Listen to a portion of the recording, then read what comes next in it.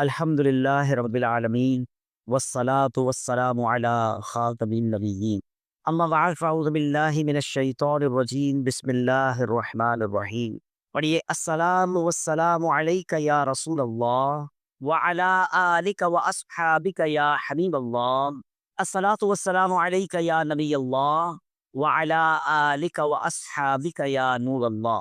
درود پاک پڑھنے کے بے شمار فضائل و برکات ہیں۔ کعبے کے بدر الدجا، طیبہ کے شمس الضحیٰ صلی اللہ تعالیٰ علیہ وسلم کا ایک بڑا ہی کمال کا فرمان ہے۔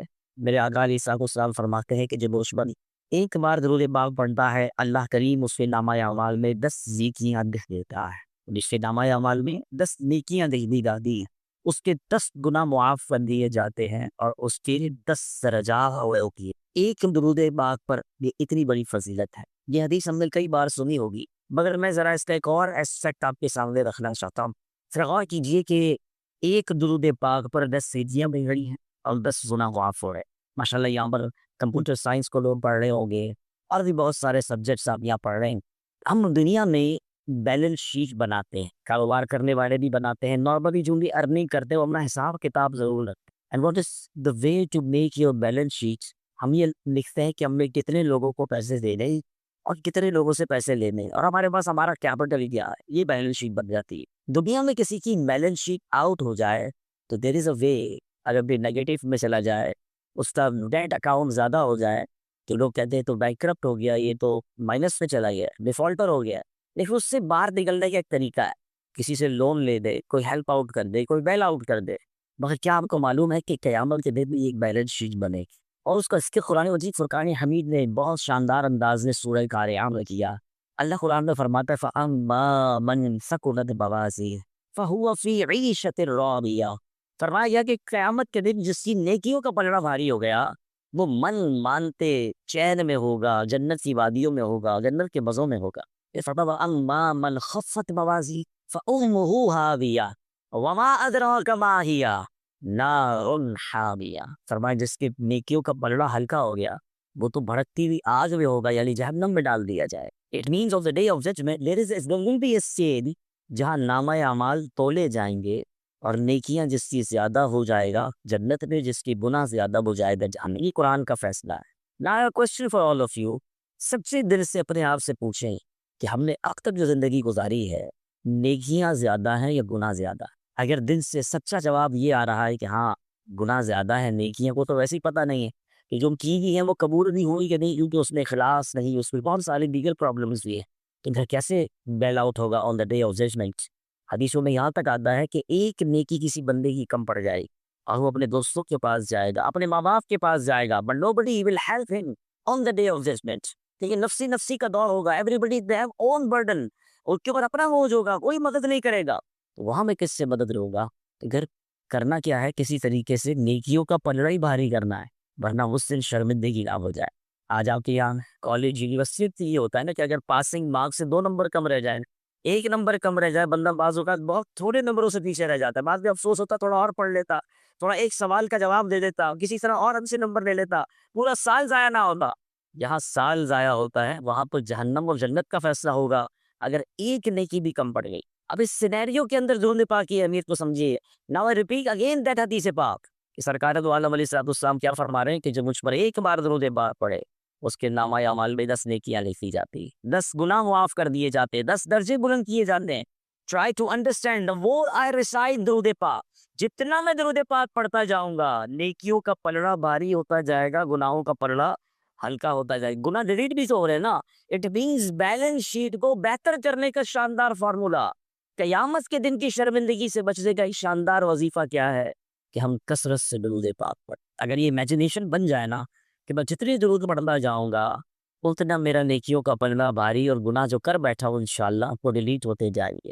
اللہ کرے کہ ہم کثرت سے درود پاک پڑھنے والوں میں شامل ہوتے ہیں۔ اور بڑے آسان سیغے ہیں درود پاک کے۔ الصلاۃ والسلام علیک یا رسول اللہ صلی اللہ تعالیٰ علی محمد صلی اللہ علیہ وسلم۔ تیرا سو مینی سمپل درود پاک، آپ میرا خیال ہے کہ تھوڑی دیر میں بہت سارے درود پاک پڑھ لیں۔ آئیے مل کر محبت کے ساتھ درود پاک بھی پڑھ لے اور یہ نیت بھی کر لے کہ انشاءاللہ ہم کثرت کے ساتھ درود پاک پڑھیں۔ صلو علی الحبیب صلی اللہ تعالیٰ علی محمد صلی اللہ علیہ وسلم، جناب رسول اللہ صلی اللہ تعالیٰ علیہ وسلم کا خاتم النبیین ہونا، یہ قرآن و حدیث سے ایسا ثابت شدہ عقیدہ ہے۔ ایک بات پہلے اپنے ذہن میں بچا لے کہ جس طرح اللہ کو ایک ماننا ہمارے ایمان کو یہ ضروری ہے، اسی طرح جناب رسول اللہ صلی اللہ تعالیٰ علیہ وسلم کو آخری نبی ماننا یہ ہمارے عقیدے اور ایمان کے لیے اتنا ہی ضروری ہے۔ کوئی بندہ ساری زندگی لا الہ الا اللہ پڑھتا رہے اور محمد الرسول اللہ نہ پڑھے، صدق کے دل کے ساتھ اللہ کے نبی کو اپنا آخری نبی نہ مانے، تو وہ مسلمان نہیں ہو سکتا۔ نبی پاک نے بڑا واضح ارشاد فرما دیا، لا نبی بعدی، میرے بعد کسی اور نبی نے نہیں آنا۔ تو یہ امیجینیشن نہیں کرنا، یعنی اس کو سماعت کرنا ہی بیکار ہے۔ یہ ایک ایسا ٹھوس مسلمانوں کا عقیدہ ہے، خامخواہی اس کے اندر جو ہے جناب یہ وسوسے پیدا کرنے کی کوشش کی جاتی ہے، اور الحمدللہ جب سے ہوش سنبھالا ہے اور جب سے اللہ کی رحمت سے ہم نے قرآن و حدیث کی سننا شروع کی ہے، ایک ہی بات الحمدللہ سیکھی ہے کہ جناب رسول اللہ صلی اللہ تعالیٰ علیہ وسلم یہ اللہ کے آخری نبی ہیں۔ قرآن میں خاتم النبی کہتا ہے، خود نبی پاک کی کئی حدیث، بہت واضح حدیث میں نے بیان کر دی کہ لا نبی بعدی، میرے آقا نے ارشاد فرمایا۔ لیکن ایک بہت ہی خوبصورت لاجیکلی جواب بھی علماء، بہت سارے جواب ہے اس پر، بہت ساری دلیلیں ہیں۔ خود جناب رسول اللہ صلی اللہ علیہ وسلم کا جو نام ہے محمد، ٹھیک ہے، صلی اللہ تعالیٰ علیہ وسلم، آپ کو پتہ یہ نام بھی بتاتا ہے کہ جناب رسول اللہ کے آخری نبی۔ ہاں، اس ویسے تو نام ہی بڑا پیارا ہے، یعنی ہم محمد علیہ الصلوۃ والسلام نام لیں اس سے پہلے کہ ہم اپنے لبوں کو چومیں، آنکھوں سے لگائیں، آپ کا نام لیتے ہوئے ہونٹ خود ہی ایک دوسرے کو چوم لیتے، کہیے محمد، سبحان اللہ، ہمارے ہونٹوں نے خود ہی چوم لیا ایک دوسرے۔ ایسا پیارا نام اللہ نے اپنے نبی کو عطا فرمایا۔ کیا آپ کو معلوم ہے کہ کم و بیش 1,24,000 پیغمبر تشریف لائے دنیا میں، کسی کا نام محمد نہیں ہے، اور محمد کا معنی کیا ہے؟ جس کی سب سے زیادہ تعریف کی جائے۔ آپ دیکھیں ایسا ہی رب نے بنایا کہ کائنات میں جب سے دنیا بنی اور جب تک باقی ہے، بلکہ قیامت کے دن بھی سب سے زیادہ تعریف جس شخصیت کی ہو رہی ہے وہ جناب رسول اللہ علیہ الصلوۃ والسلام ہیں۔ جہاں جہاں رب کا نام لیا جاتا ہے، چاہے اذان ہو، چاہے کلمہ ہو، جہاں بھی اس فیصلوں کو دیکھ لیں، تلاوت ہوگی تو پھر عاشقان رسول نبی پاک کا ذکر ضرور کریں گے۔ سب سے زیادہ دنیا میں تعریف مخلوق میں اگر کسی کی ہو رہی ہے تو وہ اللہ کے نبی علیہ السلام ہیں، اور سب سے زیادہ سے رب کی تعریف کرنے والے، حمد کرنے والے وہ بھی ہمارے آقا علیہ الصلوۃ والسلام۔ مگر عقیدہ اپنے نبوت ان کے نام سے کیسے ظاہر ہوتا ہے کہ حمد جو ہے نا وہ تمام کاموں کے مال کی جاتی ہے۔ ہم مثال کے طور پہ کھانا کھا لیں تو کیا کہتے ہیں؟ الحمدللہ، یہ ہے نا؟ دعا کرتے ہیں تو کیا کہتے ہیں؟ الحمدللہ۔ کسی چیز کے احترام پر شکر ادا کیا جاتا، ٹھیک ہے۔ نبی پاک سب سے آخر میں آئے اور کسی نبی کا نام محمد نہیں تھا، تو نبی پاک کا نام میں محمد بھی یہ بتا رہا ہے کہ یہ سب سے آخری میں آنے والے نبی ہیں، ان کے بعد کسی اور نبی نے نہیں آنا۔ میرے شیخ طریقت امیر اہل سنت، فاؤنڈر آف دعوت اسلامی، مولانا محمد الیاس عطار قادری صاحب نے ایک بڑا پیارا ہمیں کچھ نعرے عطا فرمائے، اور یہ بڑی خوبصورت انداز ہے کہ بچے کی رگو پہ میں یہ چیز کس انداز سے ڈال دی جائے تو اس کا یہ عقیدہ مضبوط ہو جائے۔ تو میں چاہوں گا چلیں برکت کے لیے نعرے ہم بھی لگا لیتے ہیں۔ محمد مصطفیٰ، آپ نے کہنا ہے سب سے آخری نبی، محمد مصطفیٰ، احمد مجتبیٰ، آمینہ کا لاڈلا، شاہ ہر دو سرا، عقیدہ اولیاء کا ہے، عقیدہ ہے صحابہ کا، اور عقیدہ ہے ہم سب کا بھی سب سے آخری نبی۔ یہ عقیدہ خود بھی مضبوط کیجیے اور اپنے دوستوں کو، گھر والوں کو، بچوں کو بھی سکھائیں کہ انشاءاللہ اسی عقیدے پر اللہ پاک ہمیں ایمان اور عافیت کے ساتھ موت بھی نصیب فرمائے۔ میرے پیارے اسلامی بھائیو، آج چونکہ سیرت النبی علیہ الصلوۃ والسلام کے حوالے سے یہ پروگرام ہے، اور نبی پاک علیہ الصلوۃ والسلام کی شان اتنی عرفہ و اعلیٰ ہے کہ جب بھی بیان کریں عقلیں حیران ہو جاتی ہیں۔ اللہ نے ایسا باکمال ہمیں نبی کو بنایا کہ جب جب جس بولنے والے کے بولنے کی کوشش کی، خطاب کرنے والے نے خطاب کی کوشش کی، لکھنے والے نے لکھنے کی کوشش کی، وہ حیران ہی نظر آیا۔ شاعر مشرق لکھتے ہیں نا، لوح بھی تو قلم بھی تو تیرا وجود الکتاب، گنبد آب ہی درل تیرے محیط بے حباب، عالم آب و خاک میں تیرے ظہور سے فروغ، ذرہ ریب کو دیا تو نے طلوع آفتاب۔ ذرا اس کو سمجھیے، یہ فینومنا اگر ہم سمجھ جائے نا تو نبی پاک سے محبت میں بھی اضافہ ہو جائے گا، اور سرکار دو عالم علیہ الصلوۃ والسلام کا ذکر، اس طرح کی محافل منعقد کرنے کا شوق بھی اور بڑھ جائے گا۔ ذرہ ریگ کو دیا تو نے طلوع آفتاب، ذرہ ریگ کس کو کہتے ہیں؟ مٹی کے ایک ذرے کو، اگر مٹی کا ذرہ بھی نبی پاک سے نسبت پا جائے تو وہ طلوع آفتاب کی طرح روشن ہو جاتا ہے۔ اور اسی کئی مثالیں موجود ہیں، میں ایک دو ایگزامپل کے ذریعے سمجھاؤں گا۔ مجھے بتائیے شہر مدینہ جب تک میرے آقا مدینے تشریف سے ہی لے گئے تھے، اس کو یثرب کہا جاتا، اس کو تو بلاؤں اور بیماریوں کی سرزمین کہا جاتا تھا۔ نبی پاک کے قدم کیا لگے، اب مدینے کے غباروں میں بھی شفا ہے، وہاں سے لوگ خاک شفا لے کر آتے ہیں۔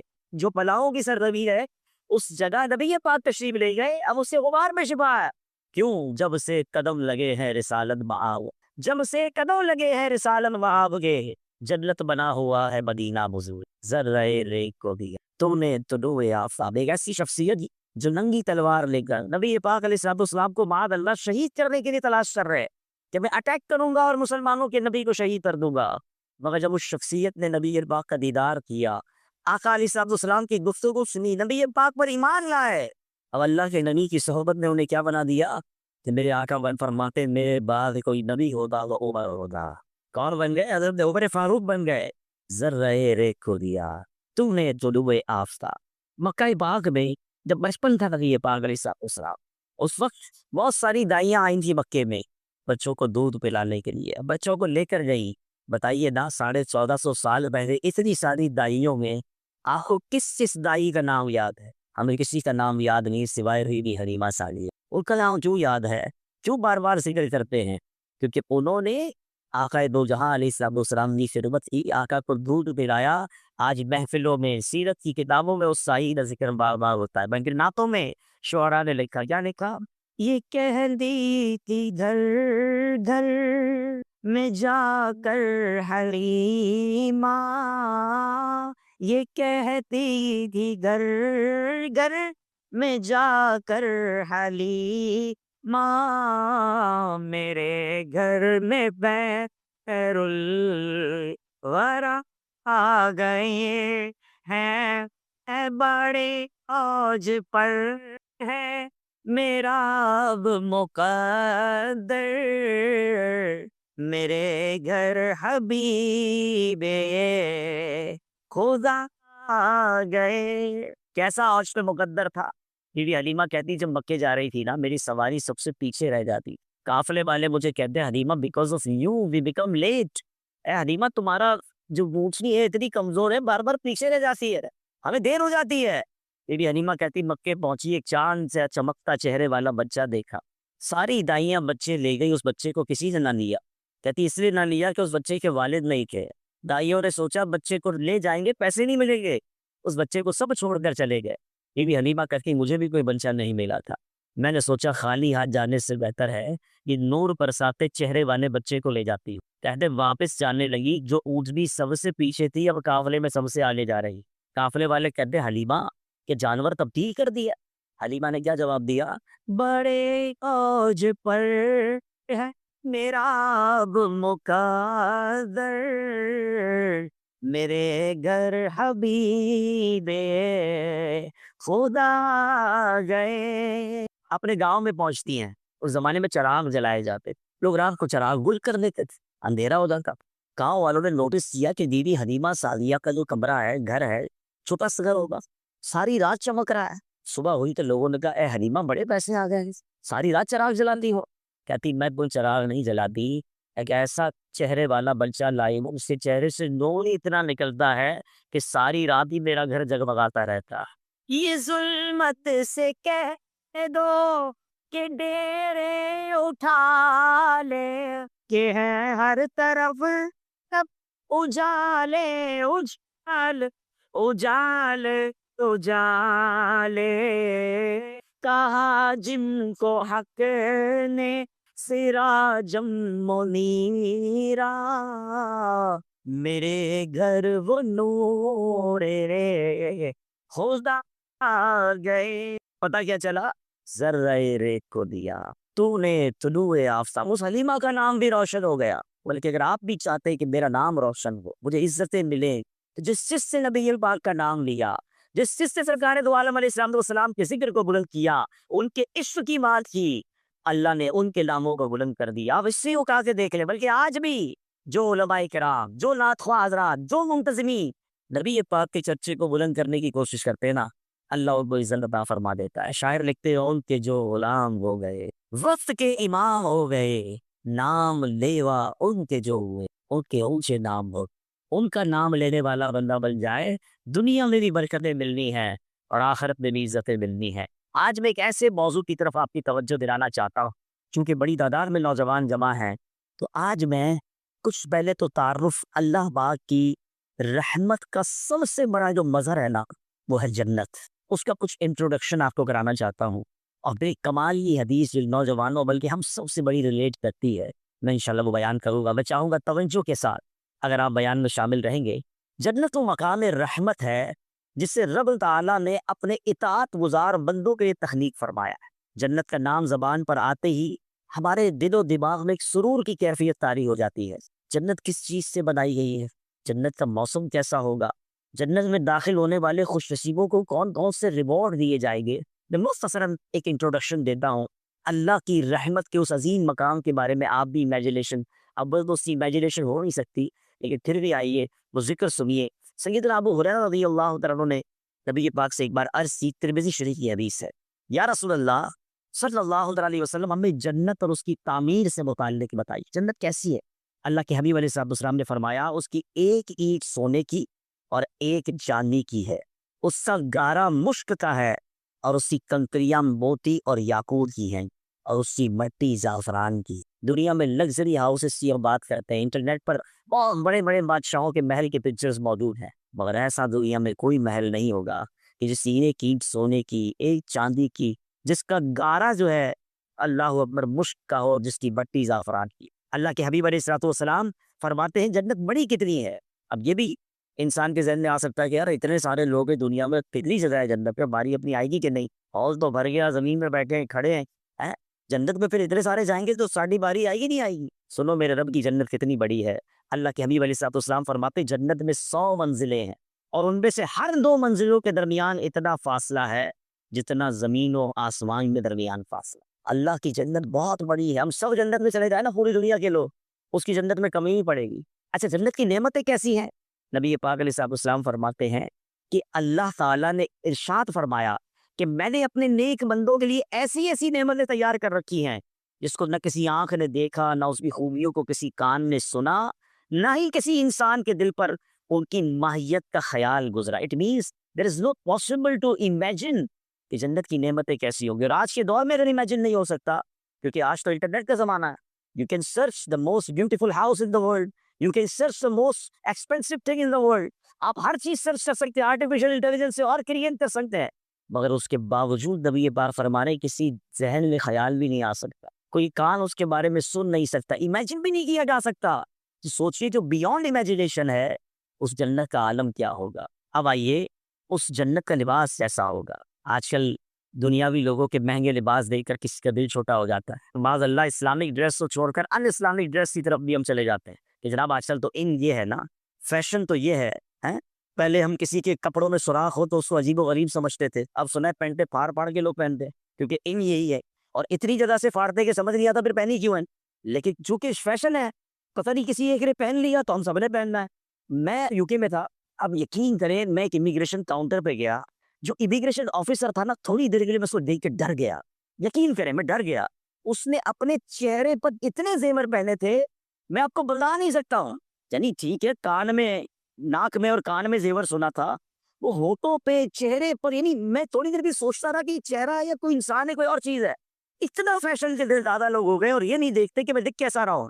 تو سبحان اللہ، آؤ میں بتاتا ہوں، کچھ عرصہ صبر کر لو، سادہ اور سنت والا لباس پہن لو، اللہ نے جنتیوں کے لیے کیسا جنتی لباس تیار کر رکھا ہے۔ سبحان اللہ، قرآن کہتا ہے، ہاں قرآن کی زبانی جنتیوں کا جو پیراہن ہے نا، دا اٹائر، جنتیوں کا لباس کیسا ہوگا؟ یحلون فیہا من اساور من ذہب ویلبسون ثیابا خضرا من سندس واستبرق۔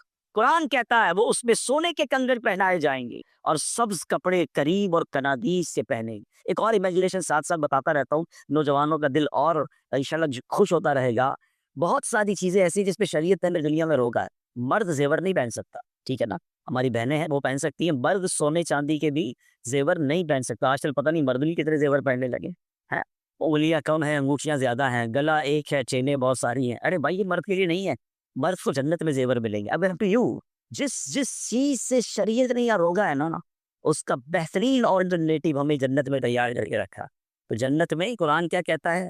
وہ اس میں سونے کے کنگن پہنائے جائیں گے. اب آپ کی مرضی ادھر زیور پہننے اللہ کو ناراض کرنا یا انتظار کر کے جنتی زیور پہننے. کعب الاحبار رضی اللہ عنہ فرماتے ہیں اگر اہل جنت کے کپڑوں میں سے ایک کپڑا آج پہن لیا جائے تو اس کی طرف دیکھنے والے کی نظر اجف لی جائے اور لوگوں کی بینائیاں اسے برداشت نہ کر سکے. اتنا کمال کے لباس ہو.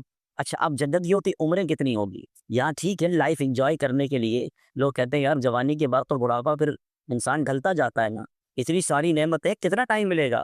سبحان اللہ، حدیث پاک میں ہے اہل جنت میں سے کوئی چھوٹا یا بوڑھا مر جائے اسے جنت میں 30 سال کا بنا دیا جائے. 30 ایئرس کی ایج ہوگی. جو جنت میں جائے گا سارے 30 سال کے ہو جائیں گے. یہ جوانی کا لائف کا پیک ہوتا ہے اور پھر 30 سے ہی رہے گا. ایسا نہیں پھر آگے کچھ عرصے بعد جا کے 40 50 70 نہیں، ایک ہی ایج رہنی ہے. اچھا پھر کتنی ساری نعمتیں ہیں، ٹائم لمٹ کتنا ہے؟ آپ کو دنیا کی بہت ساری نعمتیں مل جائے، دنیا سے چھوڑ کے گانا ہے نا. قرآن کہتا ہے ہم فیہا خالدون، جنت میں ہمیشہ ہمیشہ رہیں گے. there is no expiry date. if anybody will enter in جنہ، اب جنت سے باہر نہیں نکالا جائے گا. یہ ساری نعمتیں اس کو ہمیشہ ہمیشہ کے لیے ملیں گی.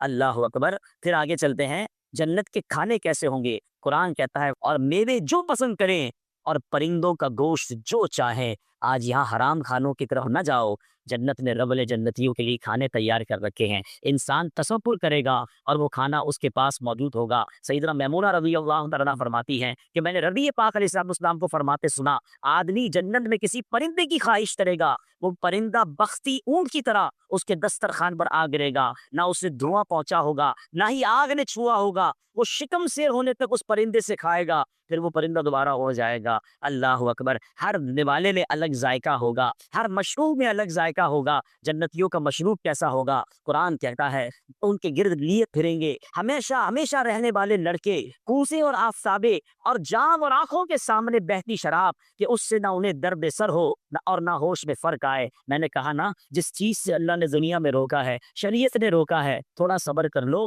جنت میں بہترین آلٹرنیٹو ہے. آج سے نوجوان شراب کی طرف جاتا ہے، یہ گندی شراب جو حرام جہنم میں لے جانے والی ہے. ارے نہ جانا اس سے قریب اللہ نے جنتیوں کے لیے پاکیزہ شراب تیار کر رکھی ہے. اور وہ کیسی شراب ہے کہ وہ پینے کے بعد نہ بہکے گا. اس کو قرآن پاکیزہ شراب کہتا ہے. جنت کا موسم کیسا ہوگا؟ مگر سنو قرآن کہتا ہے لا یرون فیہا شمسا ولا زمہریرا، نہ اس میں دھوپ دیکھیں گے نہ سخت سردی دیکھیں گے. ایک ماڈریٹ کلائمیٹ ہوگا، ایک بڑا مناسب کلائمیٹ ہوگا.